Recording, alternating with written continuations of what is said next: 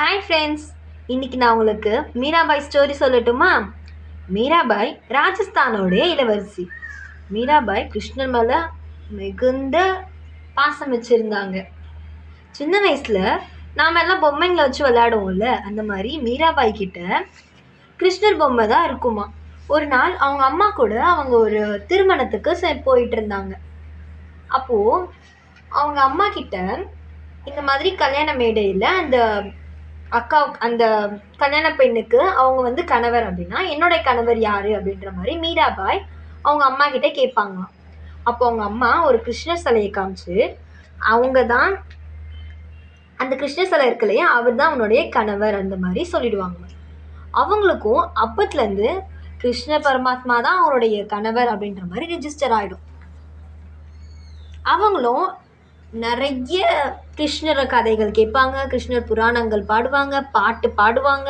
கிருஷ்ணர் எப்பேற்பட்ட வீரர், அவர் அந்த சாகசம்லாம் பண்ணியிருக்காரு, எப்படிலாம் இருந்தாருன்னு சின்ன சின்ன விஷயங்களையும் கதையாக கேட்டு கிருஷ்ணர் மேலே அதீத அன்பு வந்துடும்.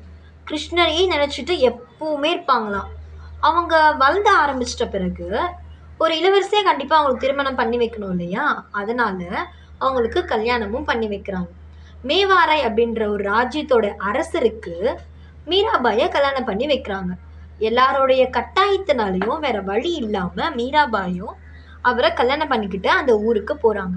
என்னதான் அவங்க கல்யாணம் பண்ணாலும் அவங்களுக்கு கிருஷ்ணர் தான் தன்னுடைய கணவர், கிருஷ்ணர் மட்டும்தான் அவருடைய கணவர் அப்படின்றது தான் அவங்க ஃபுல்லாவே நம்புறாங்க. அவங்க அதை தான் நினைச்சிட்டு இருக்காங்க.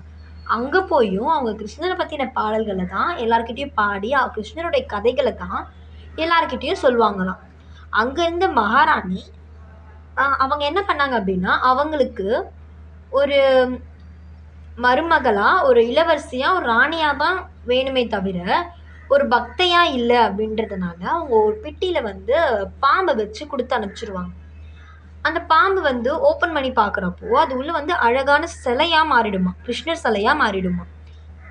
கிருஷ்ணரோட அன்புனால அந்த கிருஷ்ணர் சிலை மாறிடுது.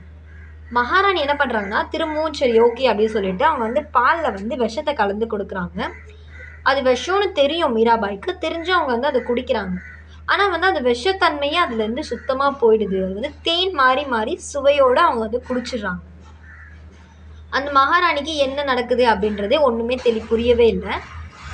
மீராபாய் என்ன பண்ணுறாங்க அப்படின்னா, துளசிதாசர் அப்படின்ற ஒரு துறவிக்கு லெட்டர் எழுதி போடுறாங்க. இந்த மாதிரி என்னோட அன்பை யாருமே புரிஞ்சுக்க மாட்டாங்க, நான் என்ன பண்ணுறது அப்படின்னு கேட்குறப்போ, உங்கள் மனசுக்கு என்ன தோணுதோ அதை செய்யுங்க அப்படின்ற மாதிரி துளசிதாசரும் ரிட்டன் லெட்டர் போடுறாரு. அதனால மீராபாய் துவாரகைக்கு சென்றுட்டாங்க. அதாவது துவாரகையில் போயிட்டு கிருஷ்ணருக்காக மட்டும் சேவை செஞ்சு அங்கேயே தன்னுடைய மீதி நாட்களை கழிச்சிடலாம் அப்படின்ற மாதிரி மீராபாய் துவாரகைக்கு போயிடுறாங்க. மீராபாய் துவாரகைக்கு போயிட்டதுனால அவங்க நாட்டில் ராணி இல்லாமல் மிகுந்த கஷ்டம் ஏற்படுது அப்படின்றதுனால கொஞ்ச நாள் கழித்து அங்கே இருந்த ராஜா மற்ற ஒரு சிலர்லாம் என்ன பண்ணுறாங்க அப்படின்னா, நாட்டு மக்களோட சேர்ந்து துவாரகைக்கு போய் தன்னுடைய இளவரசி ராணியை திரும்ப கூட்டிகிட்டு வரணுன்றதுக்காக மீராபாய் கிட்ட கேட்குறாங்க. இந்த மாதிரி நாடே ரொம்ப பஞ்சத்தில் இருக்குது, கண்டிப்பாக ராணியாக நீங்கள் இங்கே இருக்கணும் அப்படின்னு அவங்க கேட்குறப்போ அவங்க என்ன சொன்னாங்க அப்படின்னா, நான் கிருஷ்ணர்கிட்ட பெர்மிஷன் கேட்டுட்டு தான் வர முடியும், கிருஷ்ணர் அதை ஒத்துக்கிட்டா தான் என்னால் வர முடியும் அப்படின்ற மாதிரி மீராபாய் சொல்லிடுறாங்க. மீராபாய் துவாரகை டெம்பிள்குள்ளே போயிட்டு கிருஷ்ணர்கிட்ட பெர்மிஷன் கேட்கறதுக்காக அவங்க உள்ளே போனாங்க. ரொம்ப நேரம் கழித்து யாருமே வரவே இல்லை.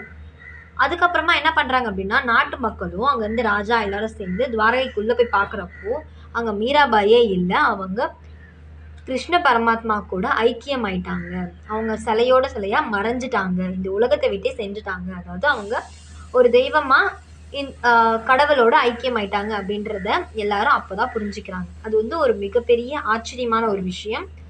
பூலோகத்தில் பிறந்து கிருஷ்ணரை மட்டும் நினச்சி மீராபாய் அவங்களுடைய பக்தியாலையும் அன்புனாலையும் பெருமாளோட ஐக்கியம் ஆயிடுறாங்க. உங்களுக்கு இந்த ஸ்டோரி பிடிச்சிருக்கா? தேங்க்யூ, பாய்.